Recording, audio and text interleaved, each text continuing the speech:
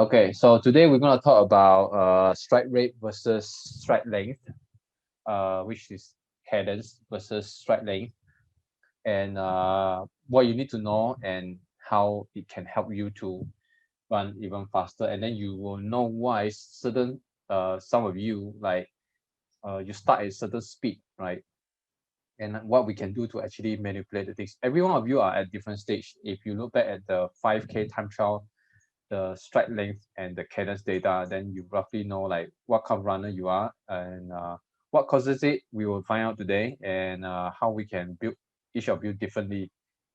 Because what one person needs will be different for another person. Okay, because some of you will have high cadence, some of you will have low cadence but wider strike length. So how we want to build um, balance between the two in order to help you to move even faster pace.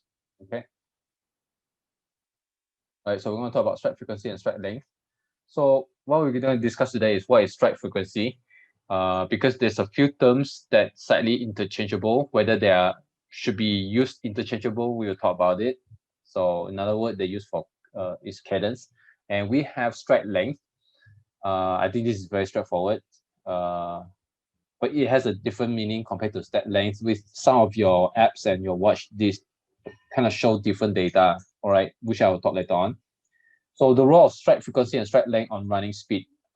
This is, I think I presented this before briefly, but today I'm going to go way more deep on this. Strike frequency and strike length at different running speed.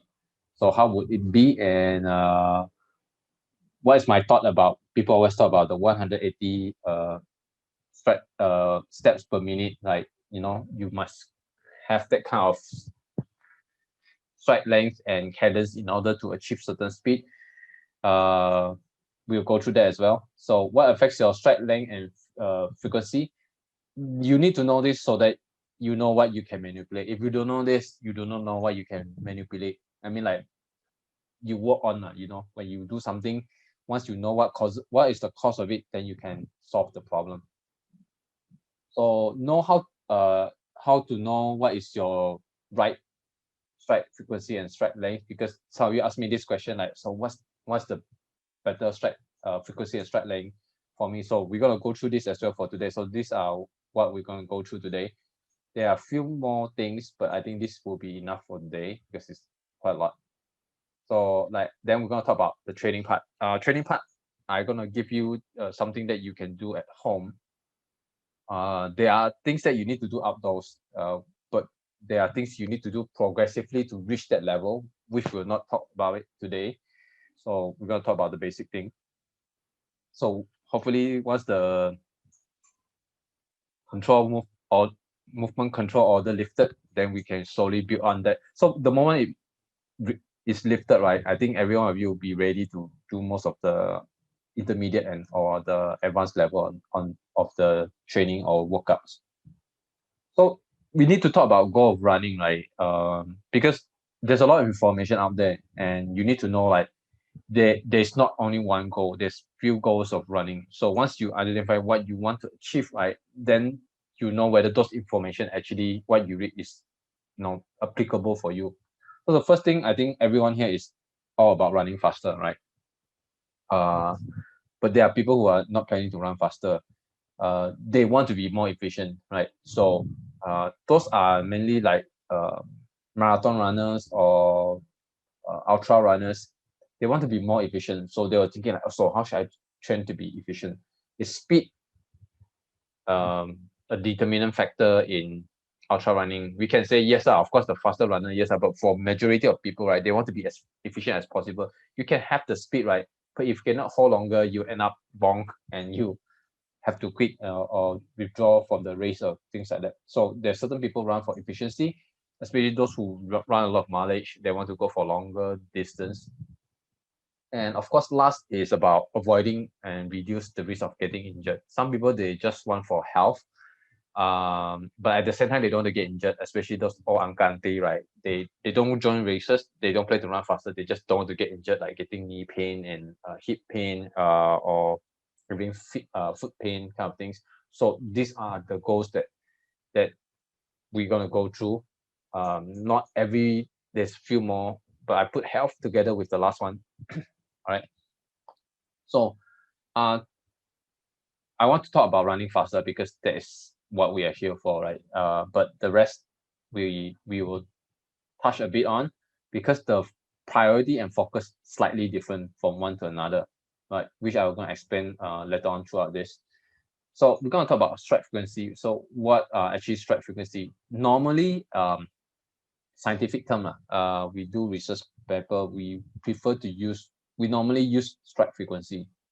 Seldom we use cadence. We use cadence for bicycle actually, like the torque and cadence, the rotation per minute or revolution per minute.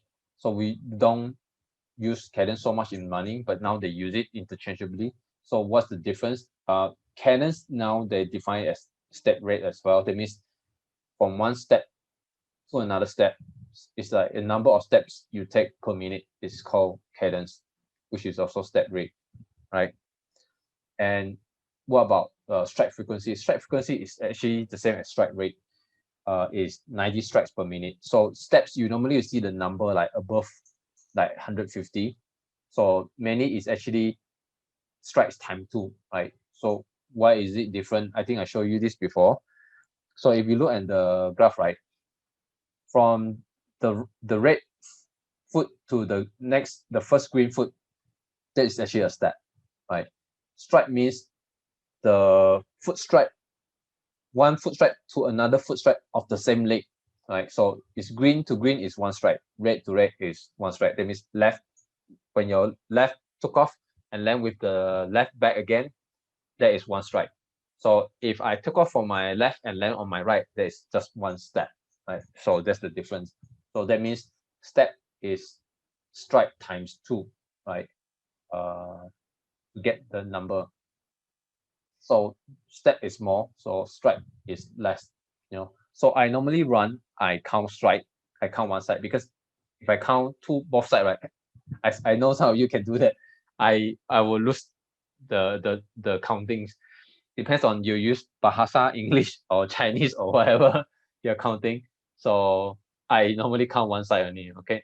So yeah, that's how I do it. I think some of you doing the training, I also mentioned this. So strike frequency, right? Normally elite runners, they have 180 to 220 steps per minute.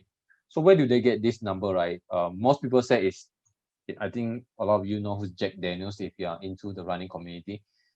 So he was sitting down, he wants to find out like actually how did they achieve the speed, right? And how did actually, what's the difference between the front runner and the back runner? So he counted on the stand there, right? He was sitting and was watching, observing, and then he was counting at the frequency of the athletes. So he found out most of them, the top athletes, the front finisher, all run above 180. He didn't say at 180, it's above, right? So if people say like, oh, you must run 180, right? It's not just one number, it's actually a range. And this also means that he's counting during a race. And this, to run at this steps per minute, right? It means you are actually racing, right? So racing means that you are more economical if you race at this kind of cadence. We didn't even talk about jogging, or we didn't talk about sprinting, right?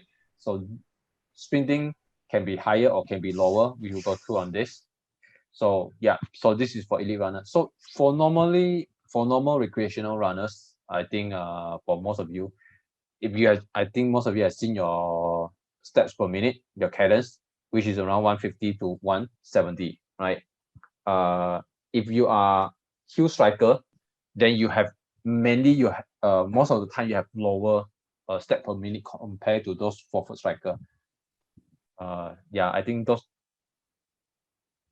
step footer or hill striker normally have 150 to 165, 168. Then the forefoot striker will have like 168, 165 to 175, 176 kind of things. So yeah, that's normal for them. Okay. So for people who have low strike frequency, when you want to increase speed, right, you normally tends to widen your stride length.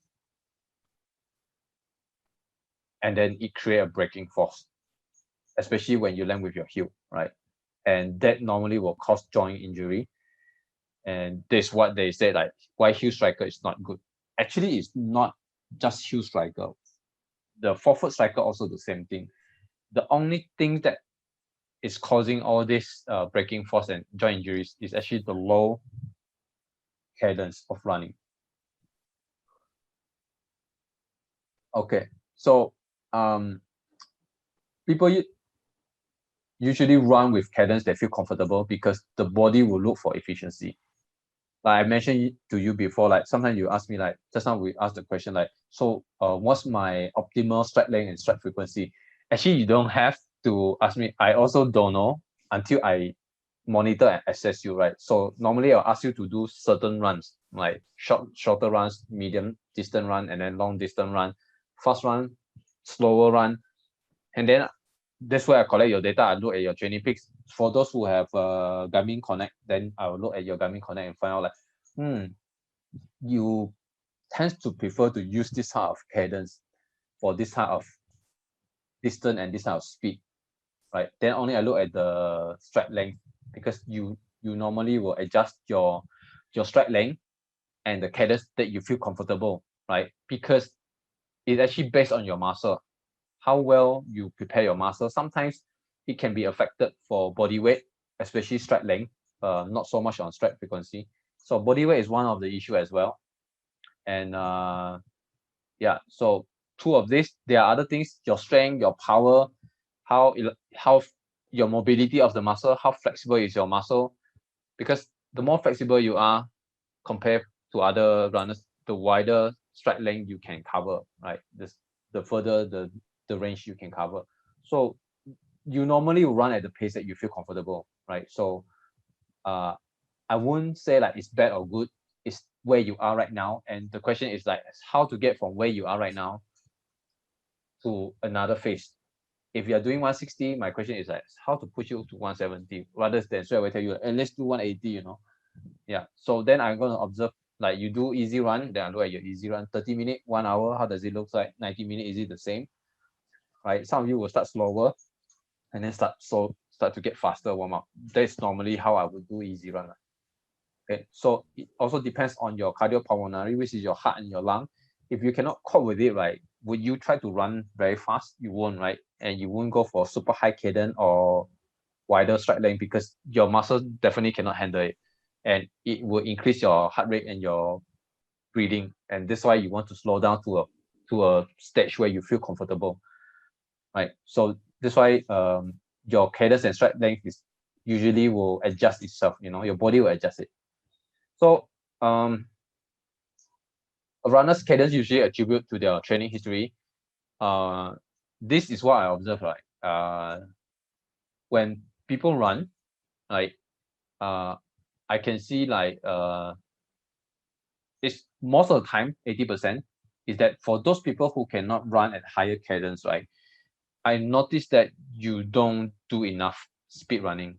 So your background is that you started from long distance, like you never, if you do triathlon, you do the sprint distance, you never do the sprint distance or the Olympic distance. You straight away start with Ironman. And when you do rock running as well, you straight away go for half marathon, full marathon, or ultra marathon. You never go for 5K, those charity run or 5K road race, or you have never go for track and field, build out your speed, and then you straight away start from long distance, and all your training is about long distance. Because most of these people, they have the fear of like, why I need to do faster, that means more impact, that means I get injured. So I try not to do a lot of this faster run or sprinting or striding kind of training. So when suddenly when you all come over, like, then I notice like, okay, some of you, like when you ask them to do speed work, it's like they cannot follow, right? So you all cannot follow. So this is where I found out, like, so then I'll ask you a question, like, have you done this, done that? So I let you all try. Let's see how you actually respond. Then I know, like, oh, okay, you never tried it before. But there are cases also, people who are experienced, they did a lot of speed running, but they have lower cadence, right? These are the people who are flat footer, flat feet. you will also have a lower cadence, and this is how I found out. Okay. All right. You can run slow with high cadence or strike frequency, but the cadence is not the same as the fast cadence at high pace. Why is that? It's because if you can achieve high cadence, right? Then my question is, why cannot you? Why can you go? Why can't you go even way faster than what you usually can, right? Because you cannot open up your strike length, right? You can go with high cadence, but the cadence that the fast runner have, right, is different than yours, which we'll go through later on, right? Because they can apply higher force in order to go even higher cadence with strike length together. So is the keyword here is the force generation. How much force can you produce in order to drive that forward? Of course, not everyone can do that, especially those have weight issue, right? This is why I always ask you all to measure your weight, because I want to look at your weight. If your weight is heavy, right, and you do a lot of run and then you didn't eat properly, and then your weight still there heavy, right, with high fat percentage, right, to increase your strike length, it can cause injury, because the impact is simply too high, right? So when you run faster, imagine your weight, the impact, you just times 10. The faster you go, that's how much impact your leg, bones, and muscle have to deal with it. Okay. So strike length, very straightforward. Like I mentioned just now, it's just one foot strike to another foot strike of the same foot, right? Anything else about strike length is actually determined by your strength and power. Okay, so strike length is very straightforward thing compared to cadence. You have it or you don't have it. Okay. All right. The role of strike frequency and strike length. I think I mentioned this to you before. The formula for speed is actually strike frequency times strike length, or the other one you can go is cadence times step length. So it's the same. It's just you times 2 lah. So you either increase one or decrease the other one, or you vice versa, or you actually can do both, right? So normally, in order to run faster, some of you will increase your strike length, but there's no change in your strike frequency. That means your cadence maintained. You just increase your strike length. This is where most of you will get into like overstriding. Okay. And the other one is as you increase speed, there's nothing to increase in terms of strike length. You just maintain, but you increase your cadence. You just keep going faster and faster and faster and faster. Normally, people who do this is when they started, right? They started with low cadence, and then when they need to, they will pump up their cadence, because all the while they have a optimal strike length that they prefer to maintain. Okay, the last one normally only seen in elite athletes. Towards the end of the run, they normally are able to increase both the strike frequency and the strike length. Okay, so there's a research done in 2018, which is quite not long ago. Sorry. So they talk about they're testing two I would say device, right? So one is called the Optogate, and the other one is Strike. I think some of you got this Strike, right? Where you can measure the power. So from the Strike, right, you can also measure other things. So here we talk about they measure actually 4 things: the step length, the cadence, the contact time, and the flight time, as you can see here, right? And the speed is from 8 km per hour all the way to 20 km per hour. They recruited 18 recreationally trained male endurance runners. They say recreational trainer, you know the speed that they can run. So the age is must be above 18. So if they managed to recruit 19 to 46 years old, so 46 is not so old. The mean age is about 34 plus minus 7 years. So that's the data. So the height is about 176. If you want to know how tall is 176, it's about my height. I'm 175, just 1 cm shorter. So the body mass is about 70 kg, and they must meet the inclusion criteria older than 18 years old, must able to run 10K in less than 40 minutes, and they must run at least on treadmill once per week, right? And they do not suffer from any injury. So you can see here, right? Let's look at the upper left, the step length. You can see that as they increase speed from 8 km per hour to 20 km per hour, right? The step length actually increase.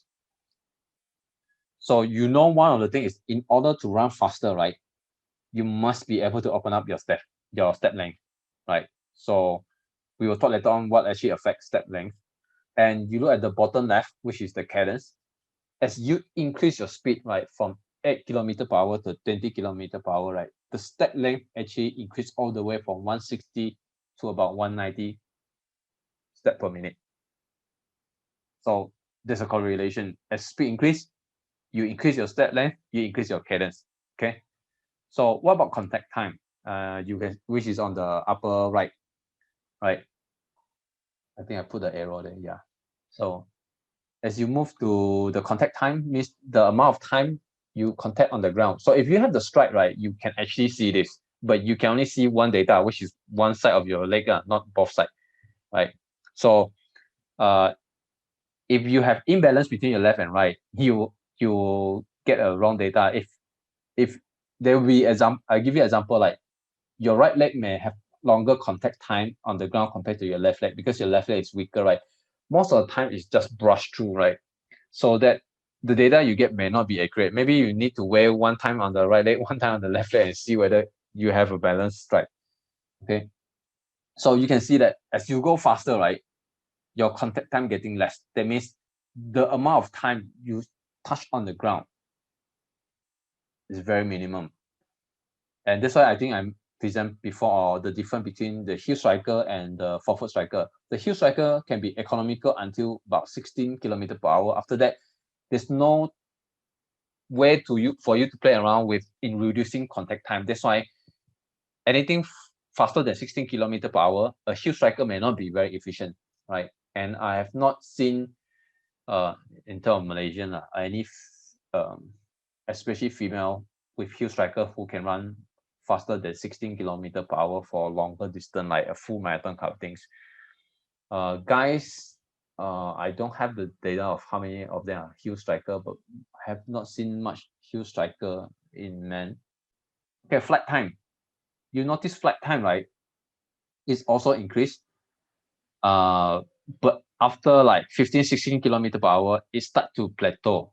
That means like if you go faster, right, they don't bounce longer on the ground, but certain time, yes, especially after 18 km per hour, they have to adjust it because they need time to travel across the distance. So after 18 km per hour, you see they need to stay in the air longer. That means they actually travel further. Okay, so it actually has to do with how strong is your leg to push off, to hang in the air for that long, right? It's not like you want to hang, then you can hang, right? So these are one of the things we're looking at. So you can see all the relationship of this, and then we'll know why. Like running in one cadence, right, is actually like people say like, oh, you must run 180, it will be efficient. Not really, So if you look at this chart, right, nobody is running like 8 km per hour. If you do super easy run, right, how are you supposed to run 180 steps per minute? I couldn't even do it, man. Like I will be running like super slow. The stride length will be like super short, right? So naturally, people run slower cadence when they're doing easy run, and as they go faster, they will increase their cadence. It's the same with step length. All right, so like you all don't feel sad like, oh, why I cannot run 180, because everyone is different, right? So we want to find out where you are right now and slowly build it up. All right, so now we're going to talk about ground contact time in North African runner. This is a research done in 2013 by Santos. Because I was searching for something that I came across this previously, and I'm thinking like, okay, is there a difference between African runners and other European runners, right? So they're comparing the two. So you can see that the green arrow there, right? Actually, right, if you look for the data, the African runner is actually not as efficient as and economical compared to the European runners. This is where they wear the oxygen mask and they breathe out all the carbon dioxide and the oxygen they did not use. And the research showed that they are not very efficient at the same speed, right? They match the speed and they found out it's not the same. So what about stride length? Not much different. You can see that there's no significant difference. So there's no star. If you see a star there, that means it's a significant difference. So you look at the running economy, right? At 19.5 kilometer per hour, right? There's a star at the bottom there. That means there's a difference in terms of economy between the European runners and the African runners. So yeah, the African runners did not use. It's like they got a lot of oxygen they can use, right? They don't care the body. They just keep burning all the oxygen. There's something I need to talk about this later on, but let's go on with this. So stride length, the same as they increase the speed, they have about the same stride length, right? And we talk about the stride frequency, which is cadence down there. You see, right? There's not much different because you don't see any stars there, right? So we talk about swing time. Swing time is the leg. So if you understand running, right, there is this swing phase, this pause method, this support phase, and then you have this takeoff phase. So during the swing phase is from your hind leg, right? You swing to the front. There's not much difference between the two, but you can see here slightly like the African runners actually can swing faster to the front, right? But then it doesn't make any much difference in terms of stride length and stride frequency. Then you look at the stride angle. I was thinking like, why is this stride angle last time, right? So it's about the angle of takeoff. You can see like it's actually very minimum. It's not significant because they enlarge it. It looks like there has a big difference, but actually it's not big difference. They have a lower stride angle. That means like they're actually like not efficient in terms of the way they take off. They actually were lower. To be lower, right? You actually have to increase your contact time. That means you have to spend more time on the floor in order to hold longer. So on the far right side, right, you can see that in the red color box, at above 17 kilometer per hour up until 19.5 kilometer per hour, right, the black color is on top of the white.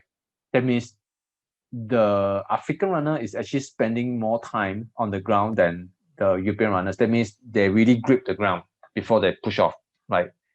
So that's how they run actually. Okay, so the conclusion for this study is that the North African runners has longer contact time at higher speed, and they are less efficient. I'm not sure. For us in scientist term, right, when we look at the data, we consider if you use more oxygen, it's considered less efficient. But there can be other reason why you use more oxygen. I mentioned before, right? There's 21% of oxygen in the air. You use about 4 maximum. Normally, I will see 4% of oxygen usage in Malaysia. I only seen two, one Iranian runner and one African runner who hit about 4.8, 4.7%, close to 5% of oxygen usage. There's another reason why you use more oxygen. My observation, which I need to find more on this, is that there's maybe like your engine is more efficient in burning fat, which you need more oxygen, and you have the blood capacity to deliver those oxygen to your muscle. Okay, that's why I observe lah. So I think there's a reason why they can use more oxygen in terms of performance. It may not necessarily be a bad thing, right? But in scientific term, we think like if we use more oxygen at higher speed, that means we are not efficient. Okay, so the same guy, Santos, the following, he published a paper called The Stride Angle as a Novel Indicator of Running Economy in Well-Trained Runners. So just like you saw that on the previous slide, is that and the blue arrow there, right, at the stride angle, that the African has a lower stride angle.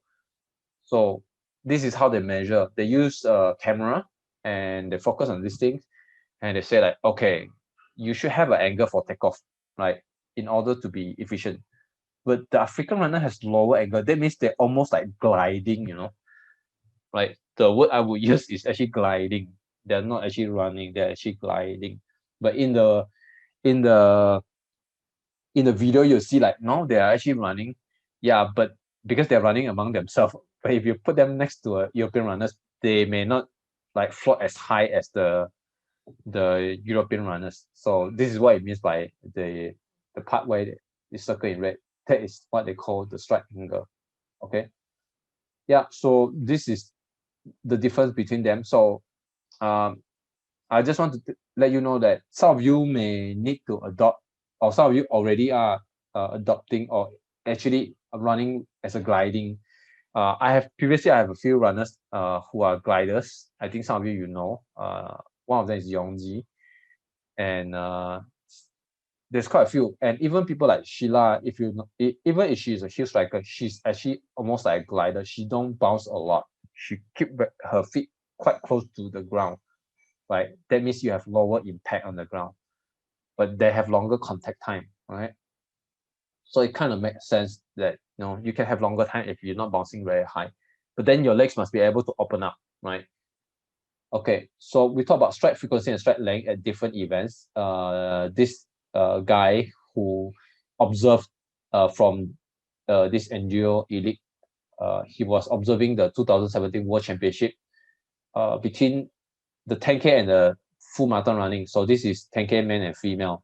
So this is how they perform for every lap. So 10K is indoor. So he only counted between lap 5, every 5 lap he counted, and this is how the speed is like. So in America, they use strike rate or step rate as a hertz of measurement rather than steps per minute, right? So the higher the step rate, that means you are more having higher steps. So here you can see between the male and female. So the way they run after 5 laps, they're getting faster and faster. Later on, I'll show you the 2007 World Championship, where you can see every 400 meter. I think I showed you that before. You can see that everyone, the girl is a bit messy, but it's about the same. You look at the girl and the guy, right? You can observe, right, the stride length in meter and the step rate in hertz. Everybody is different, right? So there's no one formula. Everyone try to adapt because of the muscle strength, the muscle power, and the mobility or flexibility they have in order to achieve that speed. So everyone will be different. So don't be like caught up like, oh, what is the number I should run? As you increase, like, the most important is you increase the speed. When you stop, then I will realize that, okay, where are you actually? Like, why you cannot increase and further from that? Is it the problem from your cadence or actually your stride length? And then we see what actually affecting your stride length or what actually affecting your cadence or actually both, right? And this one is the marathon data. You look at the second column. So you look at the guys, it's about 1.7. Everyone is different, right? Some 1.7, 1.6, some even 1.5, 1.5. For the female, some 1.4, 1.5, some of them even 1.3, and some even the longest step length is 1.6. But then she has a lower step rate in terms of hertz damage. She has to, yeah, she's actually low cadence, but her step length is longer. Okay. So everyone is different. So what affects stride frequency and stride length? When I ask every Tuesday if we are doing the training, right, you notice I set a number for you, like between 15 to 20s. You should be able to feel it, right? Normally I would not increase in numbers, but it can be increased in terms of sets. So how much you can do with your body weight, because we are not even carry a lot of heavy weight, except some of you already start to carry weight because you feel like your body weight is too light for you. So it actually is an indicator, right? The more repetition you can do, that means your leg is able to deal with your body weight. It means you're stronger. And then endurance also important. That's why mileage is also one of the factor. When you run fast, how long can you hold? Endurance is one. Mobility is more about your balancing muscles, like how supportive is your secondary muscle, the small muscle in order to support you. And the other one is speed. Okay, so if you can generate high speed of running, like shorter distance, like 20 meter to 100 meter, then there's a possibility that normally when you go higher speed, like we show in the graph just now, you can able to increase your stride frequency and your stride length. Both actually can increase. But some of you will have higher stride frequency but lower stride length. How can you go with a super high cadence, right, but with a very short stride? it's either your leg got strength muscle issue, or actually you didn't generate enough force. The one that those of you who run slow, right, but you have a high cadence, right?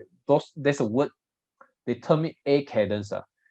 It's more like you pull your legs up rather than you push it, like you're having the contact time, but this is more like you're not even generating force. You're using your muscle to pull it up, actually, right?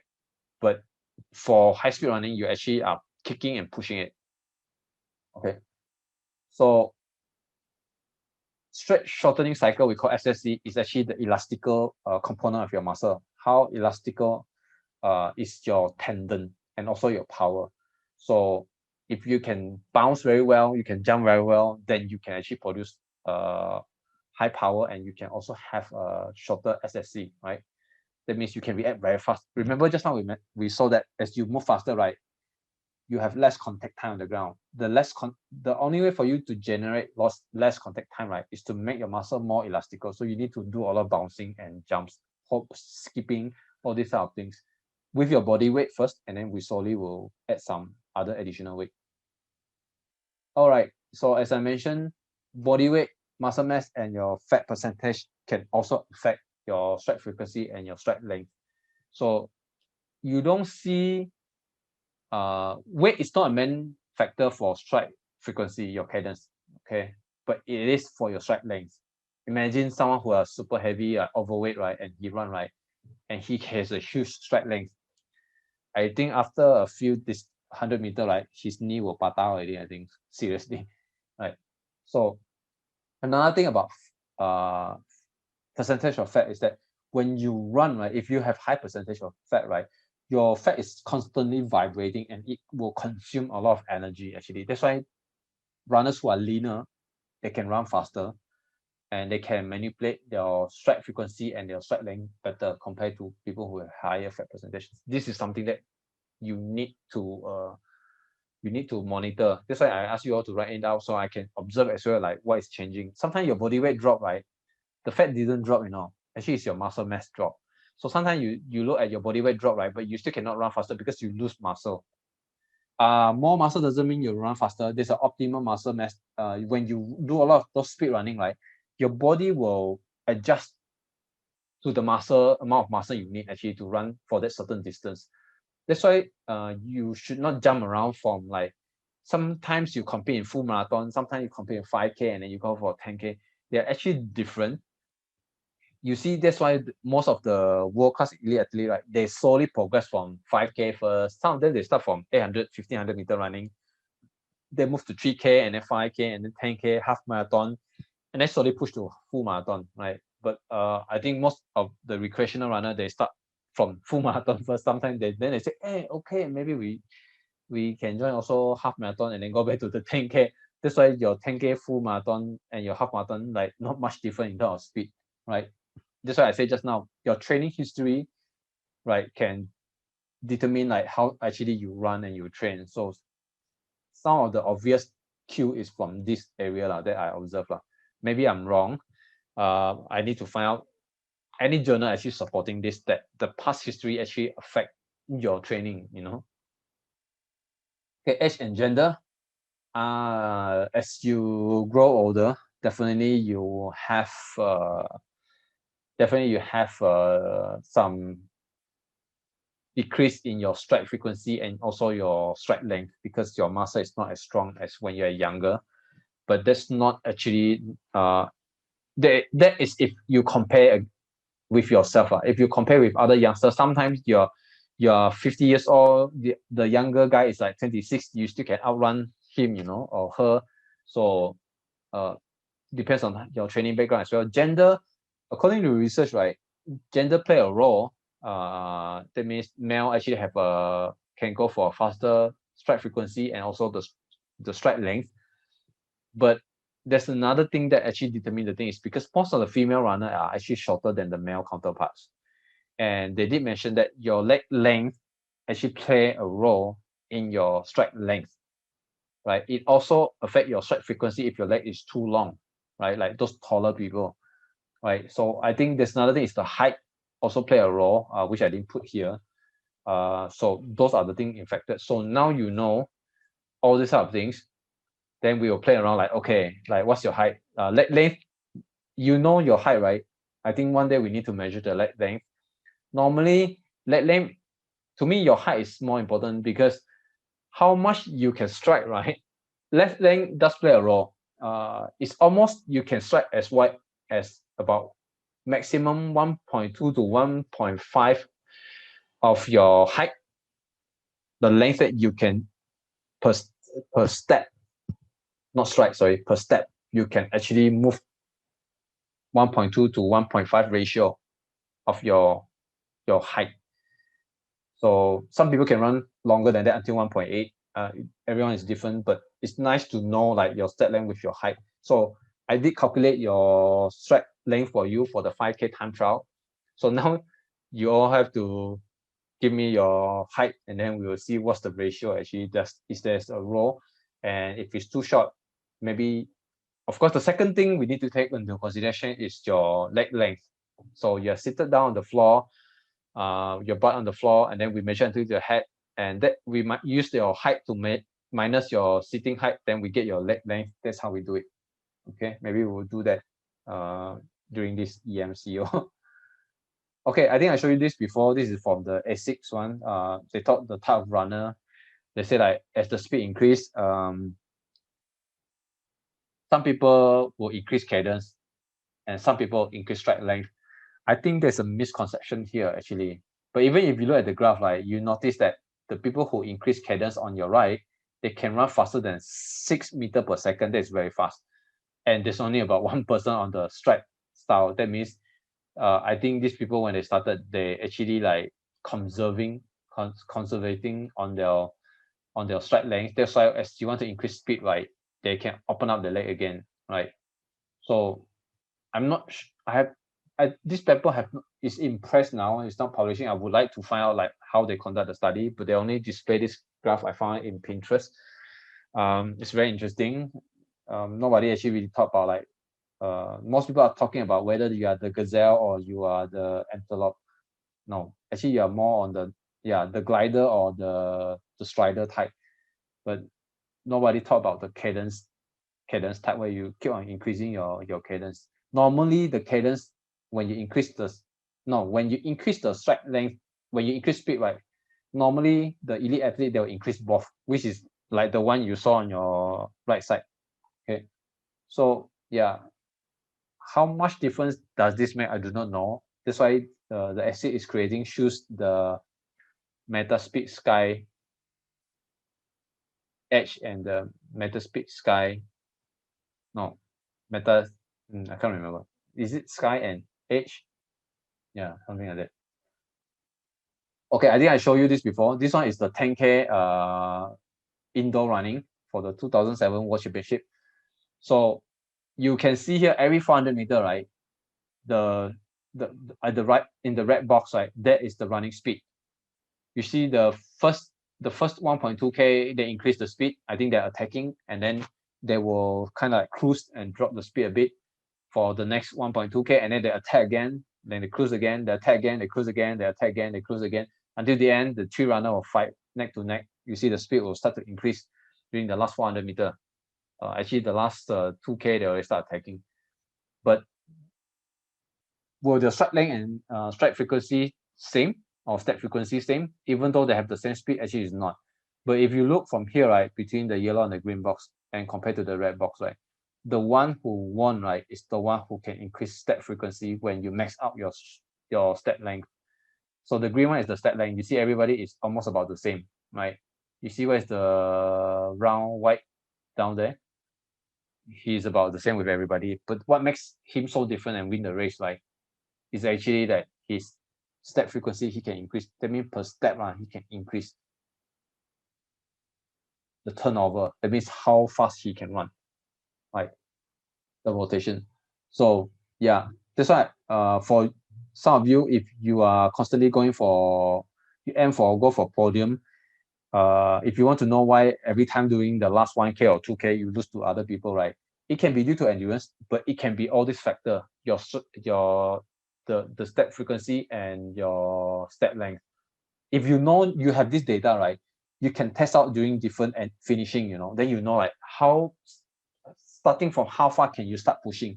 If your average pace is like 15 or 16 kilometer per hour, at the last, you can test, okay, 1K, I can hold this out higher pace. If you can hold it, next time when you do the same thing, you now start picking up speed at the last 2K, and then you can push it to last 3K. If not, you do every 500 meter lah.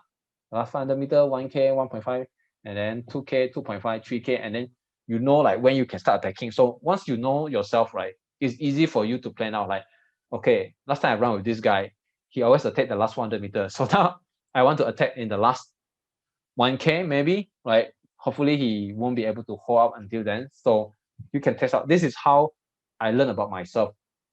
I started off with a high cadence running because I don't do a lot of striding last time until I met my coach, and then he built both of it. So the finishing always like able to help me to hold, right? Of course, there's a lot of things involved. I think I mentioned to you before, but in the future session, we're going to touch on some of that separately. Okay, so I will always give you some of the distance running, like sometimes 100, 200 meter strike, 400 meter strike. This is what I'm doing for you all now. Hopefully I finish most of you, and then I can show you all. If you want to do yourself also can. This I'm showing you this chart, what I'm doing. There's no 21K and 42K, except some of you who did 21K, but it must be flat surface. I don't think many of you did 10K. But what other thing I'm looking at is actually your easy long run, your tempo, which is a 10-minute run, which is close to 3K. Some of you are doing 5K, so it's the same with 5K. Then interval running, also the same thing, and also hill running. If you don't, because some of you don't really run on the track as well, so this is how I'm going to look at your time, your pace, and then sometimes I prefer to look at kilometer per hour rather than minute per kilometer, but I always collect both data, and the cadence and stride length. Okay, so how to improve running frequency? I'm going to split the two because you may have different needs. So I'm going to go through this. So I think some of you use this. You use metronome. You set the metronome at a certain number, like 180, and then you go with 180. But normally, I won't straight go for 180. Like I said, I will ask you to run first, and then look at the watch. The watch will tell you what is your steps per minute, right, or stride per minute. The step per minute is like 160 or 170 kind of thing. If you're stride, then your watch will give you like double digit kind of thing, 80 plus, 90 kind of things. So I normally will increase about 5 beats per minute. But sometimes, like I test it before, like when you run, right, you feel like you just like cannot follow the tempo. But some of you can follow the tempo. For those who have tried, I think most of you have never tried before. So metronome is one of those things if you need. But I find out very weird is that if everybody on the track, right, or in the park, if a lot of people are using this, it becomes very disturbing and noisy. You don't even know which one is your beat actually, right? So yeah, if you're using a quiet place, you're running alone, you can try to use this. The other thing I would prefer you to do is to do a fast or quick fit drill. I think some of you did on this before, and sometimes I'll use the agility ladder. Then you do where you move at a shorter distance, shorter steps, and then you move in a fast pace. Sometimes you become too stiff, right? You don't know how to you don't know how to make the whole muscle move faster. Rather, you just lift your legs up, you just like there's a lot of ants on the ground. You just want to step on those ants kind of feeling. So yeah, but this is one of the drills we can do on that. So I think in the future we will do some of this during workout drills at home.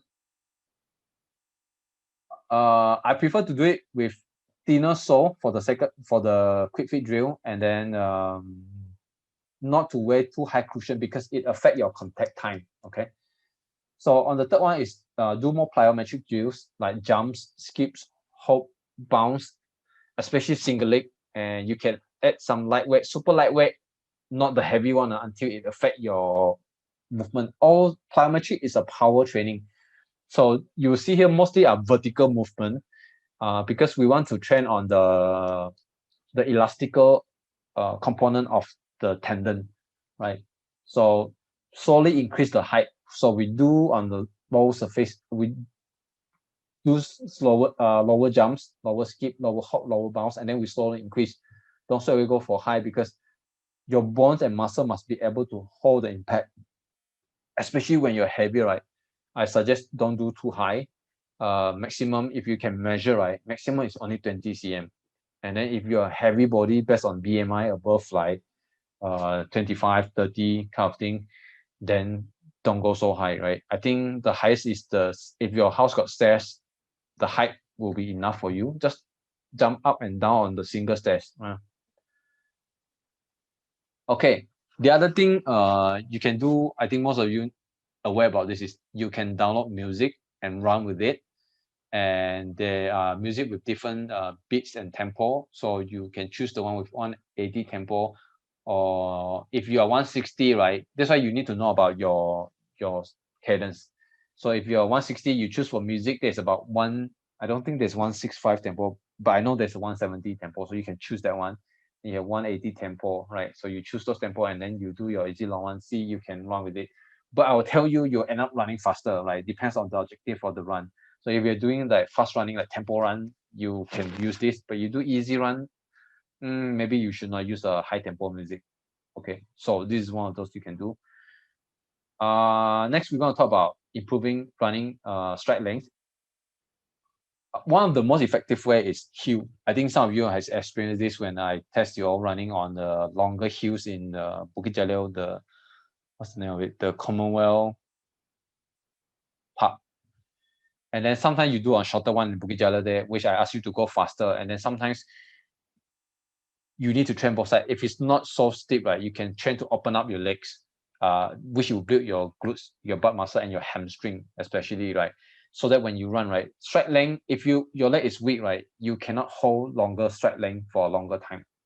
Of course, weight play an issue. The lighter your legs, right, that's why if you want to be skinny, I use the word skinny, really skinny, like Sheila, like that, then you can hold longer stride length. You don't just look at your marathon, you don't look at your idol on YouTube, right?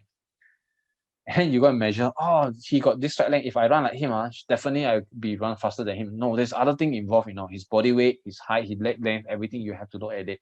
His training background, right? So this hill training, you try to run at different gradient, right? Different slope, I told you before, you move slowly, the lower slope slowly increase to the steeper one. Normally the steeper one, I will do short. I won't go so far for this and so long, right? So yeah, the other thing I will do is like downhill running, which is training on the hamstring because it's a eccentric movement. So same thing, start from the less steep one and then slowly go for slightly steeper. Normally, I don't do so much on the very steep one, okay? But when you're doing race, sometimes you need to test, you need to know how to run down fast with a steeper hill, but you don't do it so frequent. A lot of people are doing this on the dirt hill, the one with grass and dirt, not on the tarmac road. That's why you look at the video, some people who stay in the cross country, right? So nice. You need those kind of environment to train, which we don't have. That's why we need to pandai lah, adjust the whole thing. Okay. We need to do some strength work on your legs, which you are doing every Tuesday. And we're going to add into on Thursday as well. But different thing on one strength and the other one, we're going to do some plyometrics kind of things, right? So we can do some squats, lunges. Lunges can help to open up your legs, right? So this I ask you all to do the wide lunges. The one you go to gym, sometimes they ask you to do the knee bend lunges, where the shorter lunges, right? It doesn't open up the hip. It build your front thigh, but it doesn't hit a lot of your butts and your hamstring and your open up your hips. So you need to do the wide lunges. Calf raise, I tell you all already, it train with your calf muscle is very important in holding the impact, right? So you need to do a lot of calf raise. Once you can do double legs, then you try to shift to a single legs. Balance exercise very important. I show you the balance pad. Once you can do a single leg, I show you all using the sandband. So once you can do that, right, you feel like you can control, right? The next thing you should do, right, is actually to to just do it on a balance pad. Right? It's very cheap. I think I share with you the link. If you want, I can share the link again. And the other thing I mentioned to most of you before is last time during school time, I find out one training very interesting is frog jumps, which I don't see people doing right now. Frog jumps is almost like sumo squat jump, but it's a version we call deep sumo squat jump, right? It's like a sumo squat, but you do a deep sumo squat jump, which will hit your inner thigh because I'm not sure how many of you have experienced this before. When you run fast, really all out, no reserving, like especially distance of 1K to 2K like that. By the time you finish, right, you feel like your inner thigh, right, is like so sore, like want to cramp like that. Because when you tired, right, your inner thigh will take over actually. And frog jump actually helps you from not slowing down too much. You can hold higher speed for a longer time. Your speed will still drop, but you won't drop so much compared to most other people. Okay. What's the thing I want to say just now? Because I was thinking about one thing that is very important. Yeah. Okay, never mind. Later on, we'll come back on that one. Okay, speed workouts. You all did a lot of the 100, 200 meter intervals. Stride length is good for this. If you have lighter body, I'll push you to 300 and 400 meter, which some of you are doing also. I normally will slowly increase. When you start, you go with smaller cadence and smaller stride length with higher cadence. And then as you get used to it, you can slowly open up your stride length. Some of you tested before. Now I think you all will see the difference, right? I think like some of you, like Jason, you see the difference. Like you normally do like 1 minute, like 15 or 12 seconds for your 400 meter. The moment you adjust this, you can see you drop below like 110. It's actually possible, right? I think Sang Chen and Casey, you can do this as well. Because I noticed that you go for higher cadence, but actually some of you are not. You don't need to open up your stride length because maybe you don't do enough strength, right? You cannot open up your legs. You don't do enough single legs. So yeah, that's why I ask when you run, sometimes I ask you all to count your stride because I want to know, all right, why you prefer to go with higher cadence rather than open up your stride length a bit. Okay, this is a continuation. You can do more plyometric drills. This one is bounding. Sometimes you can put lightweight as well, but the lightweight for bounding, right, is normally put on your body, not like carrying your hand because you need your hand to do balancing. So for beginner, I think some of you, I will ask you to do this single leg bound. This is more to the vertical. Yeah, some of you I think for some of the group, I call it the Mario jump. Okay, but this is the vertical single leg bound, right? And the other thing, only a few you did. I think we're gonna do on the side. This one is a bit slow, but we're supposed to go further and further jumps. Like single leg side, we want to build the side muscle, which very little people are building. So we can do this too for those who are just started and have who we need to focus on managing the weight, which we want to bring your weights and your fat down before we can do more. And for those who are prepared, right, you can go for this type. I think you all did before. I used to do this back when I was in Form 6 training with my coach. I was telling him like, but I only saw triple jump doing this. But he said, no, you can do one. Long distance runners also can do. But better to do it on the grass and not on because this training, if you are not strong, you do this, you can injure your hamstring, especially because the landing part is very tough. If you know, we can do shorter distance like 5 bounds or 3 bounds, and then we stop, and then 3 bounds and then jog, 3 bounds and then jog, like slowly build up. So yeah, this is simple. Some of the simple things. So summary, everyone is different. So don't worry about the numbers. If you hear somebody said, the reason why you have problem, you need to run increase to 180, you just ignore it. You need to see where you are. Like I said, I already show you the 5K data. For those who did the 5K time trial, so you roughly know where your cadence. We just slowly pick up from the at about five steps per minute, 5 to 6 steps per minute. Right?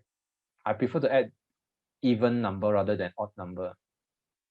Okay, so slower run normally has slower stride frequency or cadence and stride length, and the same thing happens to fast running as well. You have a higher stride frequency and stride length, so it has a correlation. So when you do speed run, right, I want to see what's the difference. So you all have run.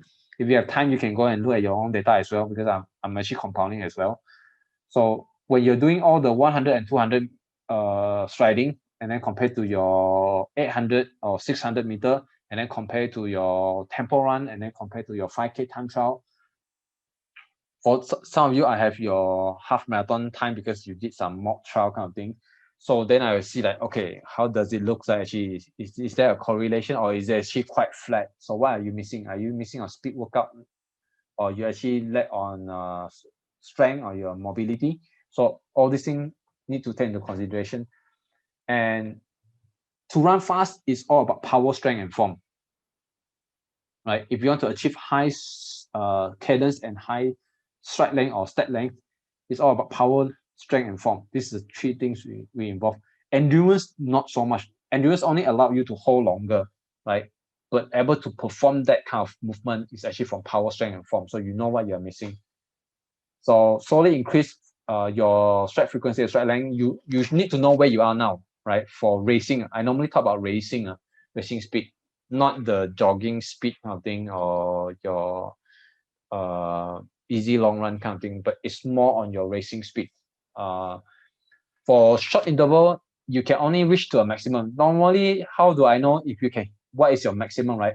I will look at your 100 and 200 meter. That's how I decide your maximum. And then I look at your tempo, like where are you now compared to your 100, 200 meter. Of course, there's a difference because there's a correlation, right? Then I look at your easy run. Okay, that's all. So if you like this video, remember to hit the like, subscribe, and hit the notification bell button for more videos like this in the future. See you.